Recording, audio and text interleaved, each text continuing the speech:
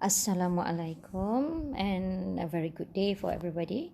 So, how are you, my dear student? Okay, this is the first part of our lecture regarding normalization.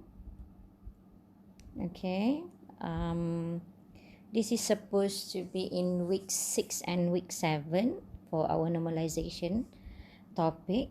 Okay, so this topic will cover a few subtopics. Okay, the first thing you will know regarding what is the purpose of the normalization, and how normalization can be used when you want to design your relational database. The second one, and then we go to the potential problem if we are not doing the normalization to your data. What will happen? What problem will occur? Okay, and then after that we go to the functional dependency, the concept of functional dependency. What is functional dependency? So actually this is the key point in normalization. And what is the characteristic of functional dependency used in the normalization? Okay, other than that, and then you will know how to identify your functional dependency, or maybe I can make it simple, I just call it FD, functional dependency. Okay, and then how FD can identify your primary key in that relation. From functional dependency, we can identify which one is the primary key.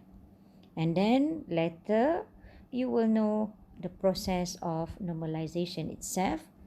Okay, and then how normalization use FD to group attribute into relation that are in a known of normal form. So for normal form, for our class, I will just do it until third normalized form. Actually, we have more than 3 level of normalization. We have a lot of number of normalization, but in our class, we just go up to the 3 normalization. Okay, the first one we call it first normalized form, second normalized form, and then the third one is the third normalized form. And then how to represent attribute shown on the form as the third normalized relation using normalization. So this is our objective. So for this objective, I will divide maybe to 2 or 3 parts of my video. Okay, all right. So we straight away to the purpose of normalization. Okay, actually normalization is a technique to produce a set of suitable relation that support the data requirement of an enterprise. Okay, first thing, when we talk about normalization, you must bear in mind normalization actually is a relation, okay, relation between attributes. Okay, before this, from our previous lecture, we talk about relationship. Okay, that relationship actually is relation between entity. Okay, relationship actually is between entity. But normalization, it is relation between attribute. Okay, so please bear in mind when we talk about normalization, that is relationship between your attribute in your table. Okay, all right. All right, go to the next one. What is the characteristic to make one relation is suitable to become one table? Okay, why we need to do normalization? There are 3 main purpose of normalization. Okay, the first one, two minimal number of attributes necessary to support the data requirement of the enterprise. Minimal number of attribute. So just now I told you normalization is a relationship between attribute. So why we do normalization? Because we want to have a minimal number of attribute in one table. That is the purpose of normalization. Okay? The second purpose or second characteristic is, okay, attribute only with a close logical relationship are found in same relation. Okay, we have one table. So we have minimal number of attribute and each attribute has a close logical relationship. Okay, that is number two. So this is number one, this is number two. And number three is to reduce or to minimize the redundancy. Okay, minimal redundancy with each attribute represent only once with the important exception of attributes that form all or part of foreign key. So we want to reduce or we want to minimize the redundancy. Okay, these are the three purposes why we need to do the normalization. The first one is to minimize the number of attribute. The second one, we want to have only a close logical relationship attribute in that table.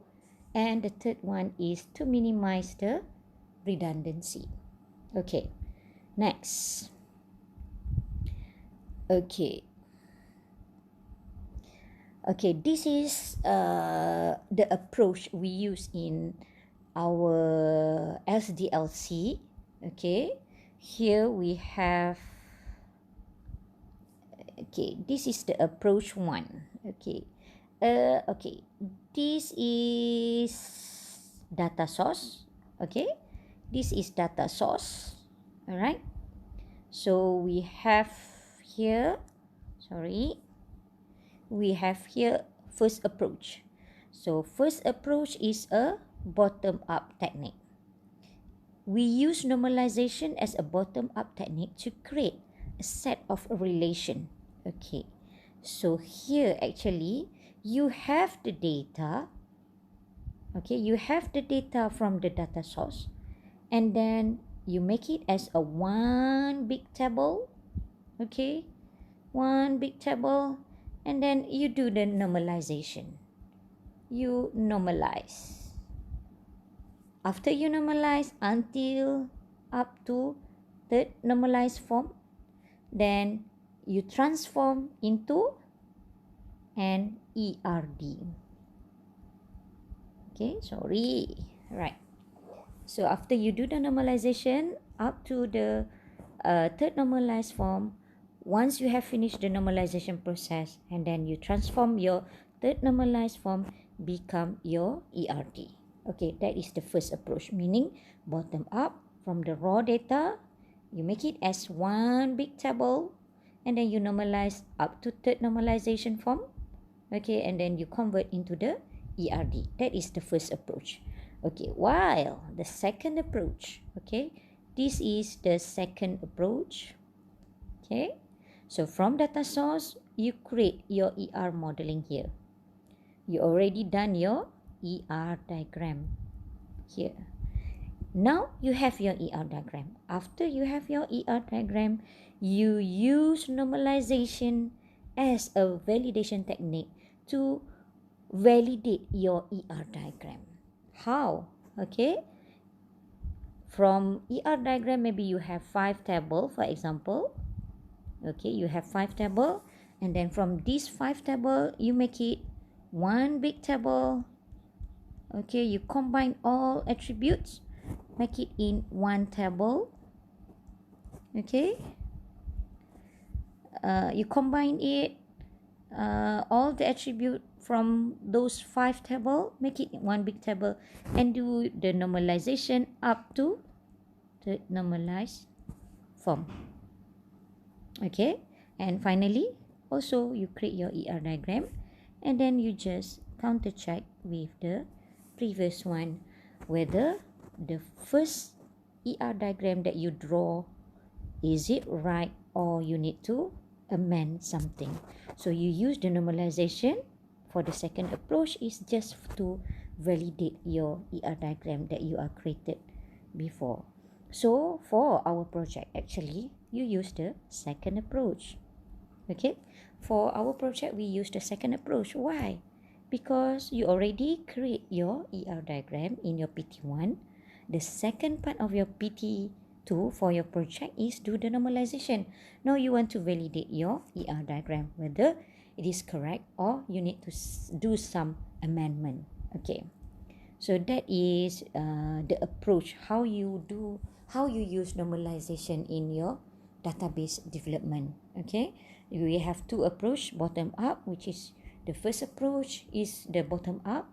You use normalization first and then you come up with your ER diagram. Or the second approach, okay, which is top down. So you create your ER diagram from the raw, and then after that you use normalization to validate your ER diagram. Okay, so now we move to the next. Okay, data redundancy and update anomalies. Okay, major aim of relational database design is to group all attributes into a relation to minimize the data redundancy. We don't want to have the same attribute in many tables. So we want to reduce the redundancy.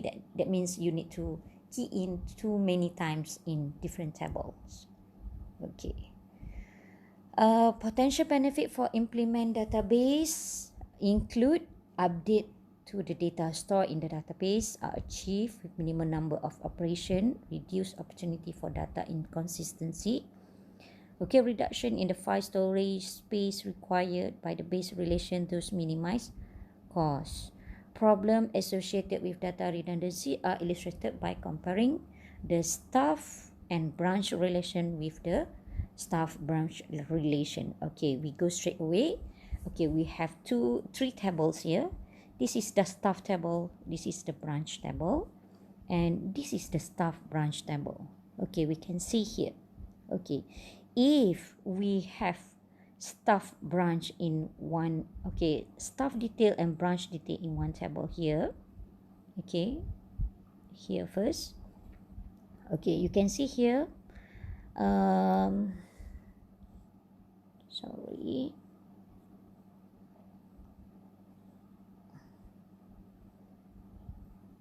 Okay, you can see here we have staff branch table. Okay, SL21 John White in B05. Okay, Julie also in B05. So you need to enter 2 times the address of this branch. Same goes to B003. They have 3 staff.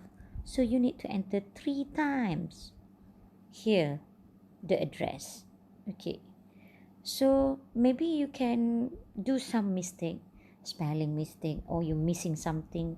So in terms of the consistency, your data may be not consistent, and maybe there will be a wrong data or whatever mistake you can be done here. Okay, so how we want to reduce the redundancy of entering the address here? So we can split, or we can separate the staff branch table become 2 table. Okay, we have staff table and we have staff table and we have branch table. So here you only store the branch number in the staff table. The address, you just store it in the branch table. So you only enter the address once in the branch table. No need to retype the address in the staff table. What you need to have in the staff table, only the branch number. So B005. So if you want to know where is B005, refer to branch table. So B005 is in London. Okay. So this is where you can reduce the redundancy, and you also can in term of anomalies, update anomalies, also you can reduce the update anomalies problem. Okay, all right, this is the detail.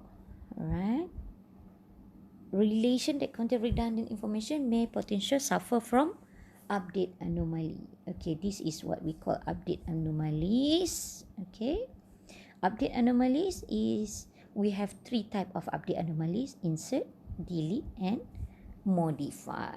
Okay, this is your task. Okay, I want you to do some research.